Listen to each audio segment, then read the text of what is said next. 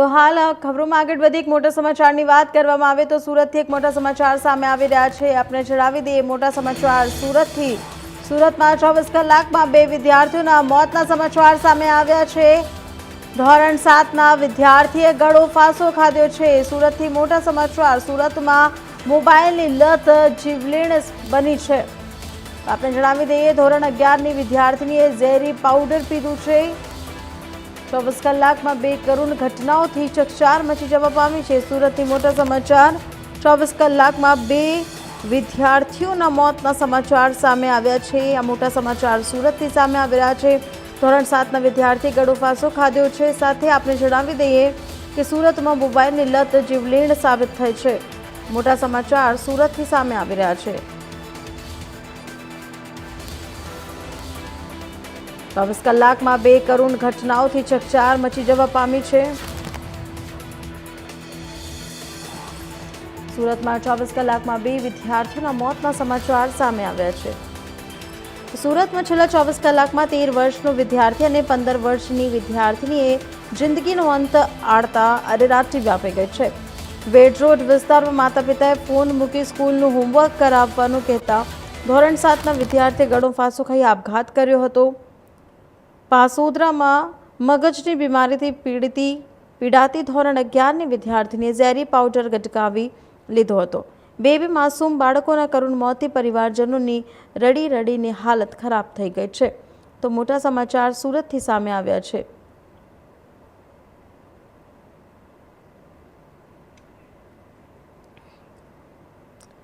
તો સુરતમાં 24 કલાકમાં 2 વિદ્યાર્થીઓના મોતના સમાચાર સામે આવ્યા છે। ધોરણ 7ના વિદ્યાર્થીએ ગળો ફાંસો ખાધ્યો। સુરતમાં મોબાઈલની લત જીવલેણ સાબિત થઈ છે।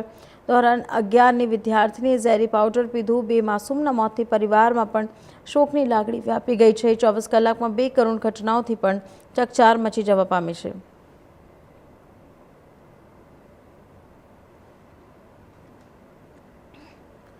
સુરતમાં છેલ્લા 24 કલાકમાં 13 વર્ષનો વિદ્યાર્થી અને 15 વર્ષની વિદ્યાર્થીનીએ જિંદગીનો અંત આડતા અરેરાટી વ્યાપી ગઈ છે। વેડ રોડ વિસ્તારમાં માતા પિતાએ ફોન મૂકી સ્કૂલનું હોમવર્ક કરાવવાનું કહેતા ધોરણ 7ના વિદ્યાર્થીએ ગળો ફાંસો ખાઈ આપઘાત કર્યો। પાસોદરામાં મગજની બીમારીથી પીડાતી ધોરણ 11ની વિદ્યાર્થીને ઝેરી પાવડર ગટકાવી લીધો હતો। બે માસૂમ બાળકોના કરુણ મોતથી પરિવારજનોની રડી રડીને હાલત પણ ખરાબ થઈ ગઈ છે।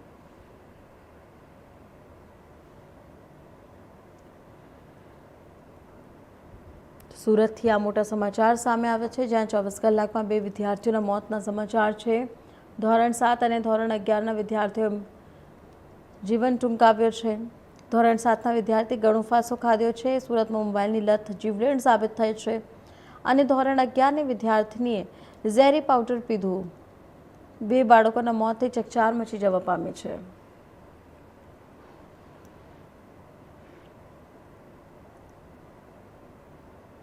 તો આ ઘટનામાં માતા પિતાએ હોમવર્કનું કહેતા આપઘાતનો કદમ ઉઠાવવાનો સામે આવ્યો છે। ધોરણ 7નો વિદ્યાર્થીનો પંખે લટકી ગયો છે। એકના એક દીકરાના મોતથી પરિવારનું હૈયાફાટ રુદન સામે આવ્યું છે।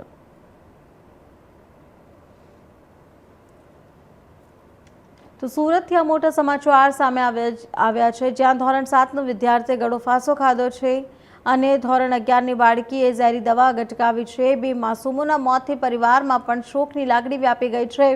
આપણે જણાવી દઈએ કે 24 કલાકમાં 2 વિદ્યાર્થીઓના મોતથી શહેરમાં ચકચાર મચી જવા પામી છે।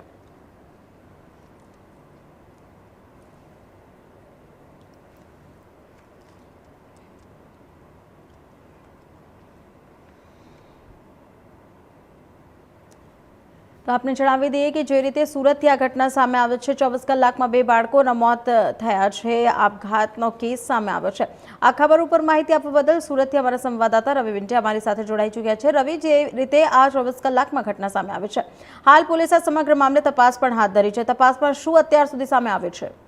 धमाका हुआ उसकी दीवार कमल जैन के 24 कलाकમાં 2 વિદ્યાર્થીઓ જ્યારે મોતને વાલો કર્યો છે, જેને લઈને વિદ્યાર્થીઓ અને જે માતા પિતાઓ છે અત્યારે શોકમાં ગરકાવ થઈ ગયા છે. જ્યારે વિદ્યાર્થીઓની વાત કરીએ, જે 11 વર્ષનો વિદ્યાર્થી છે એને તુરંત જે સ્કૂલમાંથી જ્યારે એને શિક્ષણ આપવામાં આવ્યું હતું, જ્યારે એને હોમવર્ક કરવાનું હતું, જ્યારે હોમવર્ક કરવા માટે માતા પિતાએ એમને ઠપકો આપવામાં આવ્યો હતો અને જ્યારે વિદ્યાર્થીએ એમને ઉગ્ર બોલતા અને જ્યારે વિદ્યાર્થીએ ગળે પાટો ખાઈને જીવ જે મોતને વાલું થયો હતો, જ્યારે માતા પિતા એક શોકનો લાભ ફેરાઈ ગયો હતો. જ્યારે બીજા વિદ્યાર્થી હતો 11મા ધોરણમાં ભણતો, જે વિસ્તારમાં રહેતો હતો, વરાછા વિસ્તારમાં, જ્યારે આ બીમારીથી પીડાતા એને જે ઝેરી દવા હતો ગટકાતા એની મોતને વાલું કર્યું હતું. ક્યાંક ને ક્યાંક હવે વિદ્યાર્થીઓ જ્યારે મોતને વાલું કરી રહ્યા છે, આવા ઘટનાઓ સામે આવી રહ્યા છે, જ્યારે માતા પિતાએ બી એક સાવચેતી અને એમને ભાગરૂપે એમને ધ્યાનમાં રાખવું જોઈએ કે આવા વિદ્યાર્થીઓ એમને ક્યાંક ને ક્યાંક મોબાઈલ નહીં આપવું જોઈએ. અને મોબાઈલથી જ્યારે અત્યારે સમગ્ર જે વિદ્યાર્થીઓ છે અત્યારે મોબાઈલમાં ટેવાઈ ગયા હોય છે, મોબાઈલના ગેમમાંથી ટેવાઈ ગયા હોય છે, જેથી કરીને એમને ડિપ્રેશનમાં લાવવામાં આવે છે અને ડિપ્રેશનમાં આવીને આવું પગલું ભરતા હોય, ક્યાંક ને ક્યાંક આ સમાજ માટે એક મોટું ઘાતક જોવા મળેલું છે. અને જ્યારે આ વિદ્યાર્થીઓ જ્યારે આ જે પ્લેટફોર્મ હોય, ગેમિંગ હોય, આ ગેમિંગના લઈને ક્યાંક ને ક્યાંક વિદ્યાર્થીઓ એમાં પૈસા લગાડીને ગેમિંગ રમતા હોય, ક્યાંક ને ક્યાંક વિદ્યાર્થીઓ મોબાઈલથી સ્ક્રીનથી એમના આંખો ખરાબ થતું હોય, જેથી કરીને માતા પિતાએ બી અત્યારે શીખ લેવું પડે કે ઓછામાં ઓછું જે બાળકો છે એ વિદ્યાર્થીઓ છે એમને મોબાઈલ વપરાશ માટે ન આપવું જોઈએ, જેથી જે જરૂરિયાત હોય એટલું જ એમને મોબાઈલ આપવું જોઈએ. જી રવિ, જે રીતે તમે જણાવ્યું કે માતા પિતા તેમના બાળકોને સ્ક્રીનથી દૂર રાખવા માટે પ્રયાસો કરી રહ્યા છે, પરંતુ એ ઘાતક સાબિત થઈ રહ્યું છે ક્યાંક ને ક્યાંક, કેમ કે જે દરરોજ નાના બાળકો છે આજકાલના, એ લોકો સ્ક્રીન પ્રત્યે એટલા પ્રેમી થઈ ગયા છે, એ લોકોને સ્કૂલ અને તેના હોમવર્ક પઢાઈથી કોઈ મતલબ નથી રહી ગયો છે, આવું લાગી રહ્યું છે. અને જે રીતે તમે જણાવ્યું કે જે 11 ધોરણની બાળકી હતી તેમને કોઈક બીમારી હતી જેથી પીડાતી હતી, તો એ કેટલા સમયથી તે પીડાતી હતી આ બીમારીથી?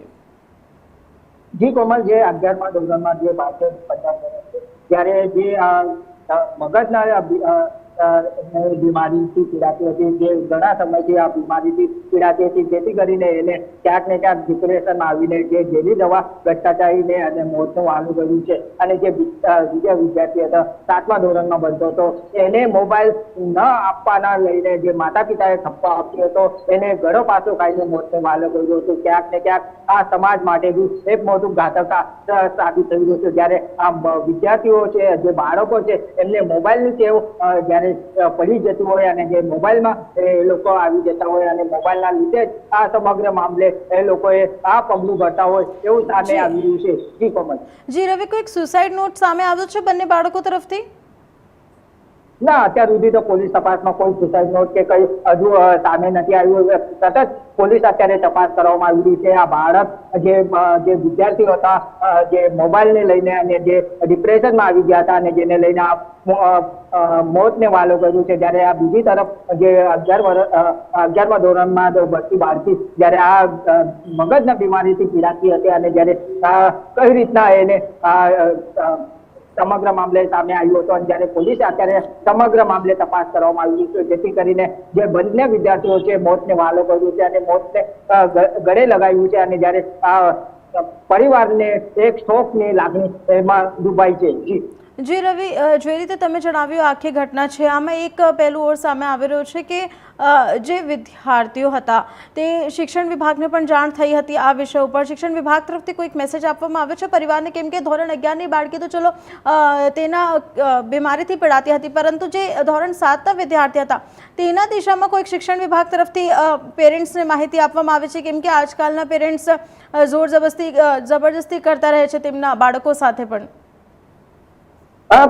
જે રીતે શિક્ષણ જે સંચાલક છે એ લોકો બી અત્યારે આ ગંભીરતાને ધ્યાનમાં રાખીને અત્યારે જે આવનારા દિવસોમાં નિર્ણય લેવામાં આવશે કે ઓનલાઈન જે શિક્ષણ હોય અને ઓનલાઈનમાં જે ભણતર હોય અત્યારે ક્યાંક ને ક્યાંક અટવાનું જે વાતો કરવામાં આવી રહ્યું છે અને જ્યારે જે ઓફલાઈન એ લોકોને સ્કૂલમાં જે રીતે આ શિક્ષણ આપવાની વાતો અત્યારે હાલ પ્રાથમિક તપાસમાં સામે આવી રહ્યું છે, જ્યારે શિક્ષણના અધિકારીઓ દ્વારા સમગ્ર મામલે અત્યારે એમના ધ્યાને આવ્યું છે, જ્યારે આ પગલું જ્યારે આ મોબાઈલને લઈને અને જે બીમારીના કારણે જ્યાં પગલું ભરવામાં આવ્યું છે, ક્યાંક ને ક્યાંક માતા પિતા સાથે રાખીને અત્યારે આવનારા દિવસોમાં આ બાળકોને કઈ રીતના આ જે બીમારી હોય કે મોબાઈલથી એ લોકો પીડાતા હોય, ત્યારે આ લોકોને કઈ રીતના એ લોકો બહાર કાઢી શકે આ રીતનો પ્રયત્ન અત્યારે શિક્ષણ દ્વારા અને માતા પિતા અને સંકલન દ્વારા આ સંપૂર્ણ રીતે અત્યારે પ્રાથમિક માહિતી આવી રહી છે. જી રવિ, માહિતી આપવા બદલ આપનો ખૂબ ખૂબ આભાર.